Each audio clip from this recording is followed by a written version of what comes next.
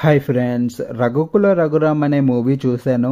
ఈ movie 15th March 2024లో release అయింది. ఈ మూవీ రిలీజ్ అయిన 8 నెలల తర్వాత అంటే November 22న సన్నెక్స్ టీవీలో స్ట్రీమింగ్ అవుతుంది. IMDbలో ఈ మూవీ 10కి 8.9 రేటింగ్ సంపాదించింది. ఈ మూవీ రన్ టైం వచ్చేసి జస్ట్ 1 hour 51 minutes. ఈ మూవీలో హీరోగా నటించిన ఆయన పేరు గౌతమ్ వర్మ, హీరోయిన్ గా నటించిన ఆమె పేరు దీప్షిక ఉమాపతి. ఈ మూవీ డైరెక్టర్ పేరు వచ్చేసి చంద్రశేఖర్ కానూరి.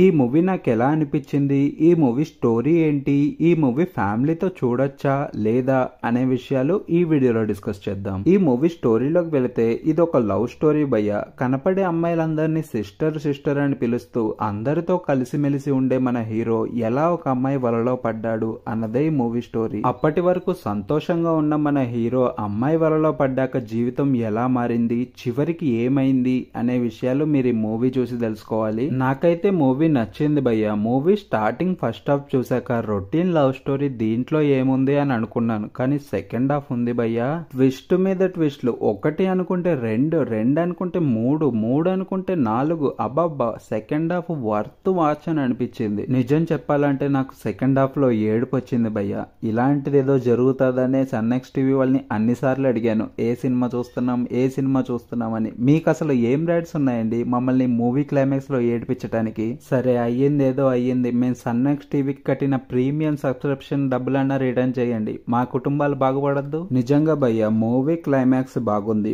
ఒక మంచి మెసేజ్ ఇచ్చారు. అదేంటో నేను చెప్పను, మీరు మూవీ క్లైమాక్స్ లో తెలుసుకుంటారు. ఈ మూవీలో నేను ఒక విషయం చూశాను, అరే ఇలా ఎలా చేశారు అని నాకు అనిపించింది. అదేంటంటే ఆర్ట్ డిపార్ట్మెంట్ వాళ్ళు చేసిన చెట్టు మీద ఆర్ట్ వర్క్. నిజంగా ఈ మూవీ ఆర్ట్ డిపార్ట్మెంట్ వాళ్ళకి దండం పెట్టేయాలి భయ్య, అంత బాగా పర్ఫెక్ట్ చేశారు. Brilliant work. ఈ మూవీలో సినిమాటోగ్రఫీ బాగుంది, డైరెక్షన్ బాగుంది, సెకండ్ హాఫ్ లో బ్యాక్గ్రౌండ్ స్కోర్ బాగుంది. కొంచెం ఎమోషన్ కావాలి అనుకుంటే ఖచ్చితంగా ఈ మూవీ చూడండి. ఈ మూవీ ఫ్యామిలీతో చూడొచ్చా అంటే చూడడానికి ఇబ్బంది పడతారని చెప్పాలి. ఎందుకంటే ఈ మూవీలో సెకండ్ సాంగ్ కొంచెం మసాలా దట్టిచ్చారు, అదొక్కటి స్కిప్ చేస్తే మూవీ ఫ్యామిలీతో చూడొచ్చు. వైఫ్ అండ్ హస్బెండ్ అయితే ఈ మూవీని బాగా ఎంజాయ్ చేస్తారు. అంతే భయ్య, ఈ మూవీలో నాకు అనిపించిన విషయాలన్నీ ఈ రివ్యూలో మీతో పంచుకున్నాను.